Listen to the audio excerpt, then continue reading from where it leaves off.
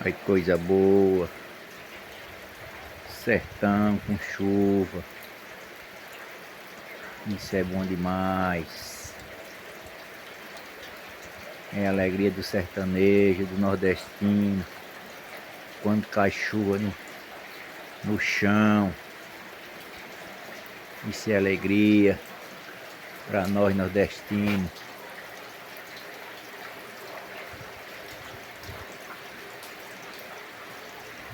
Olha que coisa boa. Isso é coisa boa demais. Só escutando o pinguinho de água na goteira. Gente, uma coisa que eu gosto. Não sei, tem gente que não gosta disso aí, mas a gente tá deitado assim. E de vez em quando vem um pinguinho de água, caindo um pinguinho de água assim em cima de você. Nossa. E pelo menos eu, né? Pelo menos eu gosto demais. E vem aquele friozinho. Rapaz, pense numa coisa boa.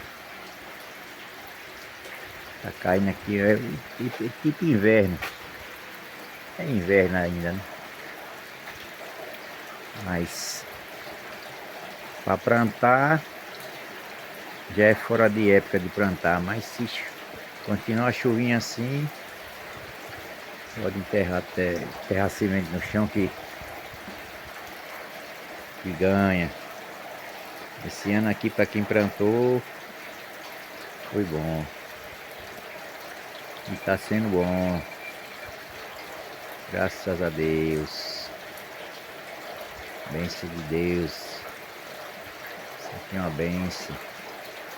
Pedir para vocês que estão por aí, se inscreva no canal aí do YouTube, Gió do Sertão. Meu Instagram é Giovanni Santana. E é isso aí, gente. Vamos que vamos.